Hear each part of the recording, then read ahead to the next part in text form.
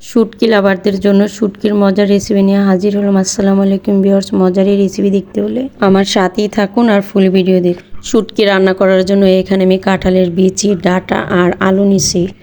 বড় সাইজের 2টা বাঁশপাতা শুটকি, 3 চামচ রসুন, 1 চামচ হলুদ, 1.5 চামচ মরিচ।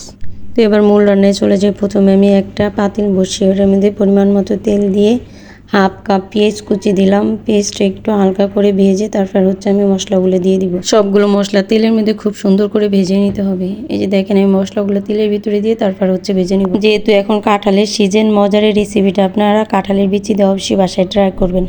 মশলাগুলো তেলের ভিতরে ভেজে তারপরে আমি শুটকি 2টা দিয়ে দিব। শুটকিগুলো আমি কুসুম গরম পানির ভিতরে ভালো করে পরিষ্কার করে ধুয়ে নিছি। এবার আমি তেলের ভিতরে মশলা আর শুটকিটা ভেজে নিব। আমি স্বাদ মতো লবণ দিয়ে দিলাম, সামান্য পানি দিয়ে মশলাটাকে কষিয়ে নিব। শুটকিটা তেলের মধ্যে ভেজে নিলে শুটকিটা সুন্দর একটা গ্রান আসে, এর জন্য প্রথমে শুটকিটাকে মশলার সাথে তেলের ভিতরে ভেজে নিতে হবে। মশলা কষানো কমপ্লিট হয়ে গেছে। এবার আমি তরকারিগুলো দিয়ে এখানে আমি 4-5টা কাঁচামরিচ দিলাম আর একটা টমেটো সামান্য পানি দিয়ে তারপরে আমি তরকারিগুলোকে কষিয়ে নিব।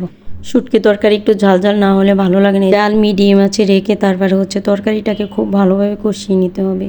শুটকি তরকারিতে রসুন আর ঝালের পরিমাণটা ঠিকঠাক দিতে পারলে তরকারি অনেক টেস্ট হয়। তরকারিটা অবশ্যই খুব ভালোভাবে ঢাকনা দিয়ে ঢেকে তারপরে কষিয়ে নিতে হবে। এই যে দেখেন আমার তরকারি কষানো কমপ্লিট হয়ে গেছে। এবার আমি পরিমাণ মতো পানি দিয়ে ঢাকনা দিয়ে ঢেকে 10 মিনিট রান্না করলে আমার রান্নাটা কমপ্লিট হয়ে যাবে। এই যে দেখেন আমি একদম অল্প করে মাখা মাখা করে পানি দিছি, কারণ আমার কষানোর ভিতরেই তরকারিটা সেদ্ধ হয়ে গেছে, এর জন্য আমি পানির পরিমাণটা কমিয়ে দিছি।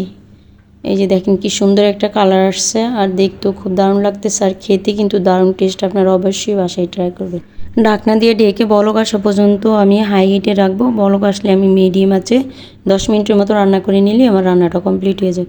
এই যে দেখেন রান্না কমপ্লিট হয়ে গেছে। আমি ধনিয়া পাতা দিয়ে তারপরে চুলায় কিছুক্ষণ রেখে তারপরে নামিয়ে ফেলবো। ভিডিওটা ভালো লাগলে অবশ্যই ভিডিও দেখে লাইক কমেন্ট শেয়ার করবেন। সবাইকে ধন্যবাদ।